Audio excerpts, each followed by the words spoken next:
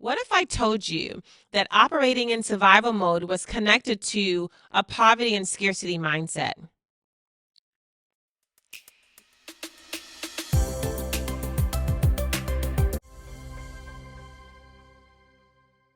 Hey there, TWT family. Welcome back to another conversation or episode of our Teachers Who Thrive podcast with yours truly, Dr. Jacinthe Joyce. And so this is a solo conversation with me. We talked about the system of education. We talked about the call of a teacher. Now let's look into help. I'm stuck in survival mode, right? We talked about that there's a dissonance, there is a disconnection, there is not a unity or harmony between the system of education and what we know to be the call of teaching. So I kind of want to even unpack that a little bit. And the first question I want to pose to you: what if I told you that operating in survival mode was connected to a poverty and scarcity mindset? Now, this may not be a comfortable podcast episode or conversation, but I want to talk about the reality of operating survival mode and how it's connected to a not enough mindset, not enough perspective or perception. And we know that your perception becomes your reality. And so have you ever said these words to yourself, right?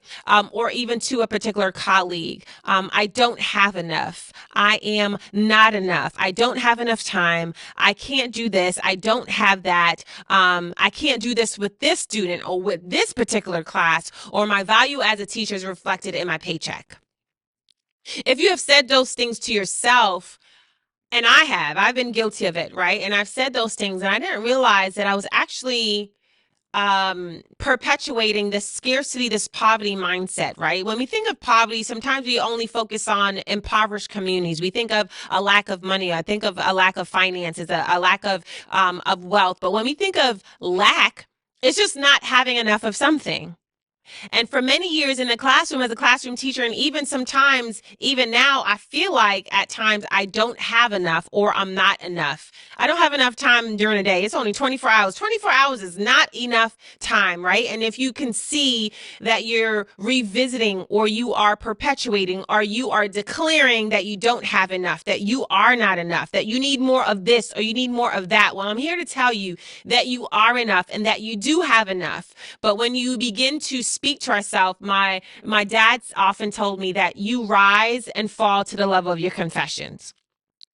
And the reality is, whatever you say to whatever you believe or whatever you declare is truth, good or bad, right? And so I want to define what it means to be impoverished, or what does poverty mean? It's actually the state of being extremely poor and the state of being inferior in quality or insufficient in amount. I need to say that again. The state of being inferior in quality or insufficient in amount. It's a state of feeling or being inferior, right? And when you have that mindset that you are inferior or you don't have enough or that you feel inferior, unfortunately, we're moving from a growth mindset, right? I don't have enough, but what do I have? That is enough. To now a fixed mindset, looking constantly at the problem and not looking at the solution. So those teachers who operate in survival mode, and I'm not talking about you having a bad day or you having a bad couple of days because there's some personal things in your life that you navigate. I'm talking about a cycle. I'm talking about a pattern of surviving, a pattern of operating in survival mode, a pattern of scarcity mindset, a pattern of lack, a pattern of not enough. And when that pattern becomes your reality, you have set yourself to be fixed in a particular mindset. And that prevents or that hinders your particular growth. Again, survivor mode is connected to always focusing on the problem, not having enough, not being enough, or versus looking at the solution, a growth mindset. I may not have this, that's a reality.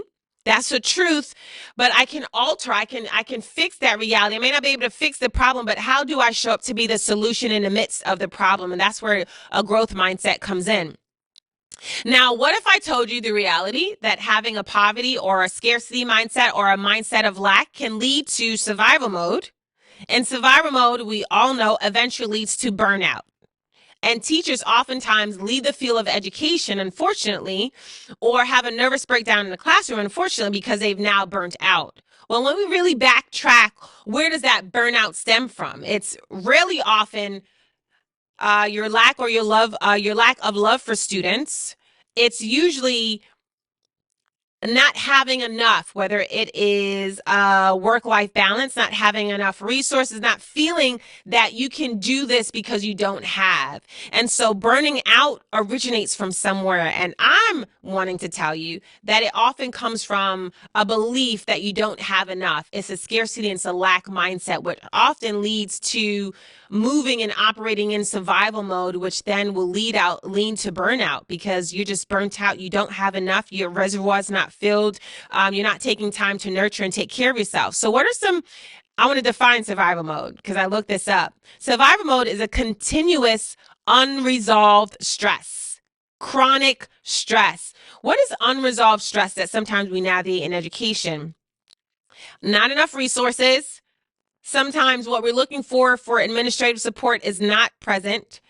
State mandates, federal mandates, parents' expectations of ourselves, expectations of our students. What is the stress that we see? We're never able to close a reading gap. We don't know the solution to this problem. So we have reforms, we have all these programs, and we're always stressing about what we can do more to meet our students' needs. But the reality is that there's some stress that will never be resolved. And let me break the news to you. Hopefully I'll be able to encourage you.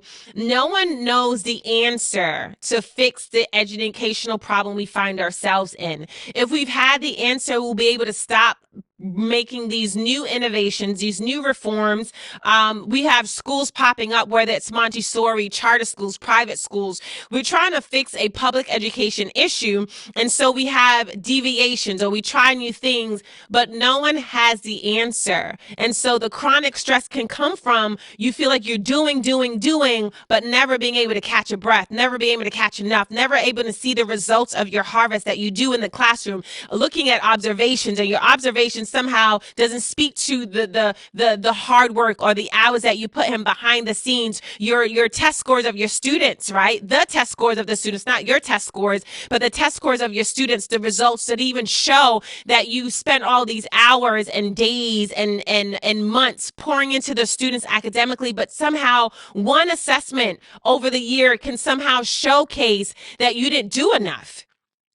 And so it's the stress of not being enough. And so sometimes we take that on as our identity as teachers. We're very hard on ourselves that if we had only done more, then outcomes would have been different. Again, we're going back to scarcity, lack. If we could do something else, it's almost living in regret. We could have, we should have, we would have, or looking so far into the future, maybe if I do this in the past, then this will fix the future issue. But again, we are living in a scarcity and poverty mindset when we think that we could have done more, we should have done more, and we're not enough to speak to our students or change the outcome of our students' lives. We're not God. We're ultimately not sovereign. We can only do what's in our power to do and realize that there's a help and there's a hope beyond ourselves that takes over. Once those 8 hours are done, there are things beyond our control that we cannot fix, that we cannot somehow change. But our job is to look at our position and know that we're advocates, know that we're in our students' lives to make a difference in the moments that we have them. What are some signs of survival mode? Constant exhaustion and fatigue, being overwhelmed, headaches, stomach aches, muscle tension. I mean, I still get it now, right? The fatigue also can come from mental fatigue, right? We sometimes look at physical fatigue, but we don't look at the impact of mental fatigue that wears on our emotional and our physical health as well. Neglecting care, teachers, I was so guilty of it and still guilty of it now. But when I was a teacher, when I had spring break and winter break, that was the only time I was able to tend to my medical care, my dental care, taking time off to pour into my physical health and checking in with my doctors. But there are some teachers who don't check in. You guys don't check in with your emotional, your physical health until summer break. That's when you tap in. That's when you remember about you. But there are so many things pulling on us that we cannot afford to neglect ourselves. 3 ways that we can break the cycle. What are some things that is in your locus of control? What's in your power to change? What's in your power to control? Making and building relationships, being that a priority versus making content or testing or teaching to the test a priority. We have to make relationship building a priority because ultimately those are the only things that will last and keep us throughout the school years. And lastly, remember that every day is an investment for our tomorrow. Growth happens over time. We may not see growth today, but we need to know that we're making investments in the future. Again, 3 ways to break the cycle. Focus on what's in your power to change or what's in your power to control. 2, making relationships a priority, building those relationships first and making content secondary. Is content important? Absolutely. But what's the use of teaching all the content and you have not built a relationship with that student that lasts beyond the test? And finally, remembering that every day is an investment. We are teachers who plant seeds, and then one day we'll be able to see that harvest that is yielded, but we won't always see that growth today, and that is okay. Again, this is Dr. Jaclyn Joyce. Remember to give yourself grace. Be kind to yourself because you are a world changer. You're creating change that sometimes we may not see above the surface, but please trust and believe that over time you will see a harvest if you don't grow weary. Again, this is Dr. Jaclyn Joyce at another TWT episode. Remember that you were not created to survive. You were born to thrive. Until next time.